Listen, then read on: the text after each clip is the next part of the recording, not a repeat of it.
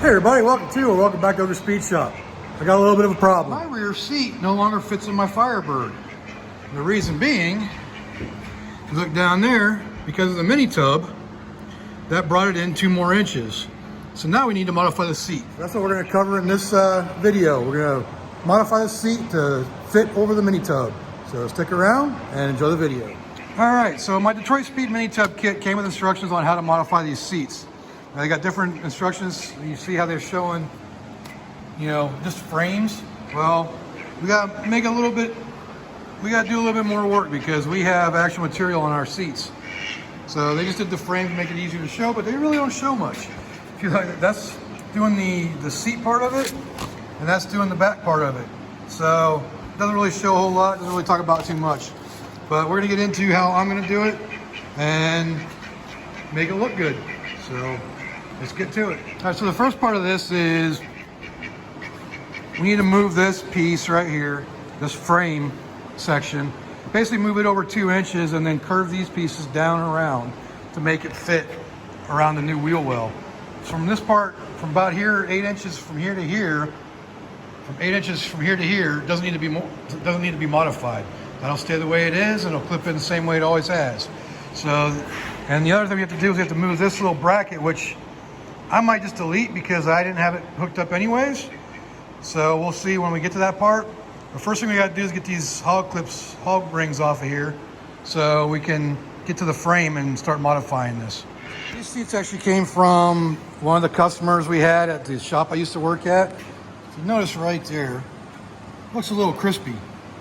Well, luckily, I caught it ahead of time. But when I was grinding a hole in his, basically grinding or cutting the hole for his transmission, his new transmission, he has a 67 Camaro. Sparks flew back there and rolled right up underneath there. Even though I had a blanket covering everything, it still rolled up underneath the seat and caught that on fire. And I came back about maybe half an hour, maybe 45 minutes later, and smelled something. And I found that, pulled it out real as quick as I could, and it was still smoldering. So I got it put out, got it wet, watered down. And I used some, I don't know if I still have it or not, but I used some special spray that takes care of the smell. Well, later on, he ended up changing out his seats, and he traded me the seats for my old frame. So I actually looked out pretty good. And so now I have a burnt seat here. But I don't want that to happen again while we're doing this. So I'm gonna take precautions to make sure when we're cutting these bars over here and reshaping them and probably tack welding them in, that we don't catch on fire again. All right, so I got this corner kind of peeled back right now. We got a hog ringing down in the side of here in the burlap material. But what I found out,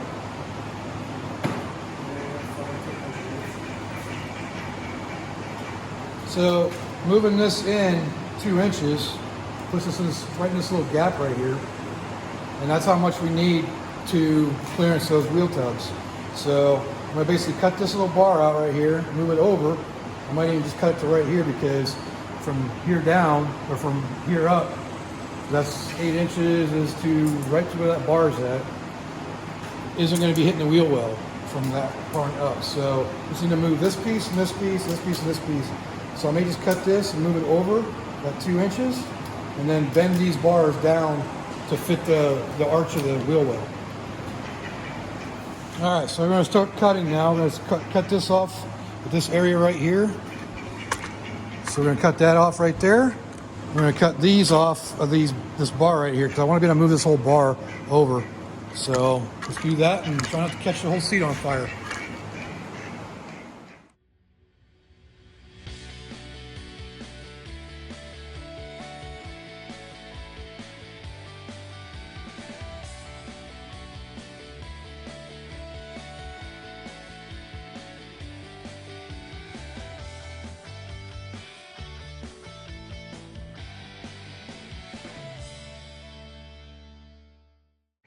All right, well, I got the first piece cut and bent, and I didn't record it because I hit the wrong button. So, but basically this is gonna go here, gotta move it over 1/8 of an inch and then reconnect up here. So that's where we're at with that one right now. Let me show you. So that's going to be moved over to that point right there and then reconnected up here. I'm still going to connect this rod that I cut off to that area right there for strength. And then this one needs to be bent same way I bent this one. So it's kind of be looking like that when I'm done.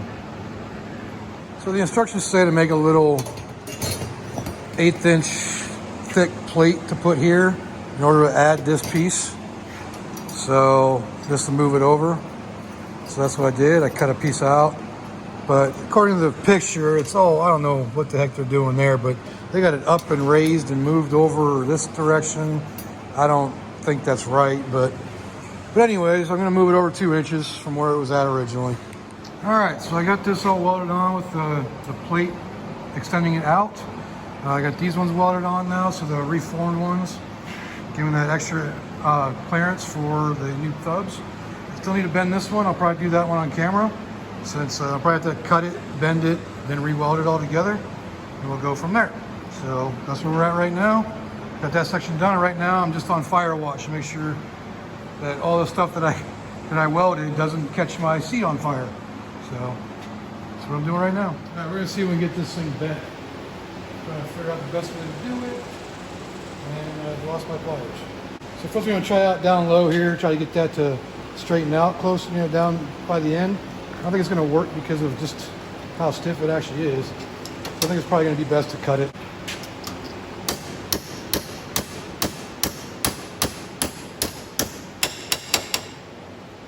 Yeah, it's going to bend this out of the way, so.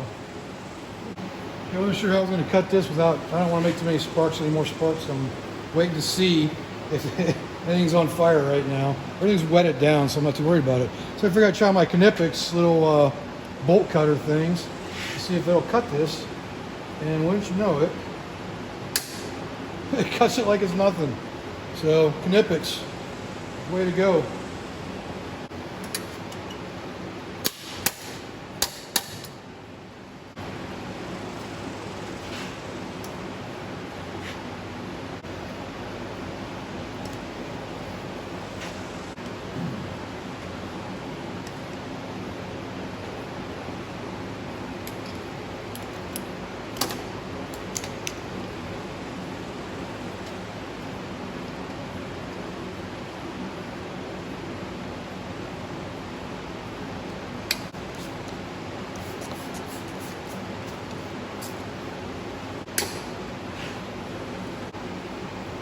There's the fire.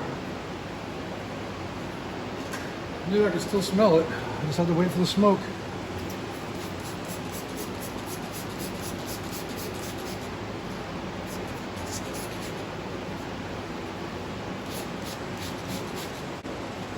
I'm just going to take the cover all the way off because see that or not. This just starts freaking burning, man. It doesn't stop. So let this be a lesson. Always take the material off of it. You're trying to spray yourself in the face. I'm not sure how I did that, but I got more welding to do, and I'll just go ahead and cut the rest of these off. All right, so I got the cover off, or the padding off. Got it all figured out now, so that burlap can still burn, but it's not as bad as this foam is. And you can see that thing just burn. Forgotten how long this stuff will burn if you don't catch it. So, yep, be mindful of that stuff. So just for a better look of the original burn that I did like a few years ago when I was on a customer's car. Yep, even with the blanket in place, it went right up underneath it and caught this thing on fire. This foam stuff, or this whatever this stuff is, this padding is just, it's all about lighting on fire. So probably have to replace that now. It looks like crap. All right, so I did the other side and just test fitting the seat now, or the frame. But as you see, it fits in there pretty good. I think the only place that's hitting a little bit is right in that area right there. And other than that, I think maybe up here I have to do some clearance because, well, not clearance, but just be mindful of the wire because that's what's catching right there. This wire for my dome light. All right, there we go. So it's definitely a little tweaked right now, just probably from, notice that's a little bit, that's didn't hit there before, so I might have to do something with that. But once that's in, so I wonder why that seems like it's, the tunnel's higher right there for some reason. I don't know. But I'll make it work and make it fit. But I don't know if I'm gonna put the tabs back on here or make tabs for it. Those are just guide plates basically. But they got cut off when you do the mini tub. But yeah, I don't know why it's hitting down there. Maybe it always did. I doubt it, but I'm gonna have to dent the training tunnel a little bit. Ain't no big deal. But yeah, so we're getting there. Actually, you'll probably raise up with the, you'll have the material on it. All right, so as you can see, I finished this side here too, and it test fitted in the car, which you just saw. So everything seems to fit pretty good. Not sure why this all of a sudden's hitting the tunnel, but it might be because it doesn't have the padding and everything on it, which probably raises it up a little bit on the hanger. So, but overall it fits pretty good. I bent these in a little bit where it was hitting. So that should be good now. And so yeah, it's now time to reupholster and then do the bottom. All right, just for a real quick recap. So I've taken this bracket here, cut it off and moved it in 2 inches, bent these bars from more like arch this way to arch this way. So it clears that new tub. Did that on both sides. And now it fits. I am gonna cut this and straighten it because I don't like the way that looks. Not that it matters, anybody's gonna see it, but I know it's gonna be like that and I want it to be more straight. So it's the only thing I gotta fix on there, and I wanna put a bar here to replace it like I did over here. And this one isn't long enough anymore, like it was cut. I might be able to do it to one side of it. So from here to there, might just do it that way and call it a day. So that's it. That's all you gotta do to make the seat fit. So move this in 2 inches, bend these up and in like that, and it'll go in. All right, so I went ahead and changed that up and made it so straight. Add this bar here, so now I got some more support in there. So that should be good enough. And I just gotta reupholster it or put everything back on it. I might check to see what I can find as far as new padding before I put that cover back on, just because that's pretty wrecked now. So now onto this bottom half of the seat and how to modify it. All right, so as you can see for the bottom half of the seat, it hits in that corner back there, so it needs to be just brought in barely. See what the other side looks like. So yeah, it's just barely touching. So we have to modify that now. You look down in there, you see where it's hitting. All right, so the first thing we're gonna do is we're gonna remove the cover so we don't burn nothing again. So if you've made it this far, you know what I'm talking about.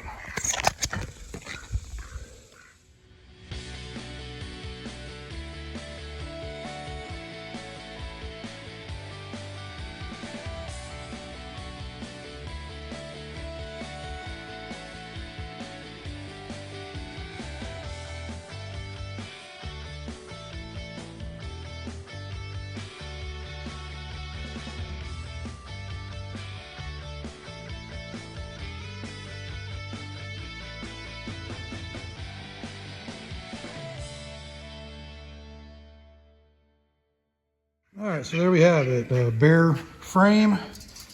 And the place we need to modify is this area over here. So once again, the Detroit Speed directions on doing this aren't that great. That's basically all I say is narrow, cut and attach, and then move inboard and reattach. So basically what we're gonna do is we take this piece right here, we're gonna probably cut it right about there. Move it over, so move that just over a little bit. And then reattach these up here, cut and reattach these. I might bend this down a little bit to flatten it out. But this only needed to be moved in like a ½ an inch by the looks of it. But if I move the width of this, if I go the width of this, it should be fine. It's kind of the way it looks like they did it here. They put it over top that loop of spring right there. So cut this, move it over on both sides, and then take and reattach. they cut and reattached this portion right here too. So somehow they took and left part of this bar and then moved it over on top of it or beside it or something. Maybe they just cut it, and I don't know. It doesn't make any sense to me the way they did it, but we'll figure it out, make it work. So I'm pretty sure I got this figured out what I'm gonna do with this. So basically I'm gonna cut it right through here and just move this whole piece over to this side. So cut right there, move this whole thing over here, and that'll move it to where it needs to be. So let's get that done.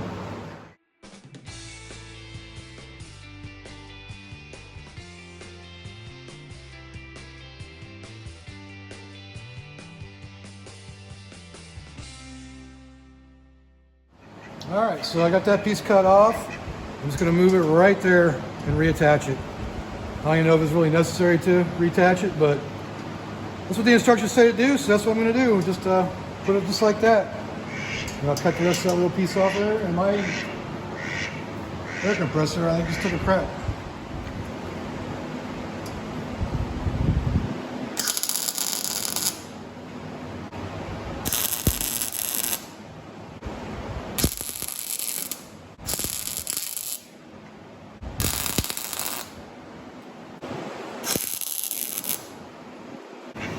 All right, well, that does it for that side. So that's all moved in, so that should fit fine now. So just real quick, just welded it on there. I don't think there's even any reason to take that off of there. I'll retuck this spring back up in there, a little pocket that goes on. And that's how it'll be done. So it's gonna do the same for this side. All right, so I got the second half burned in now, and it's all good to go. So let's go test fit and see if it'll fit now.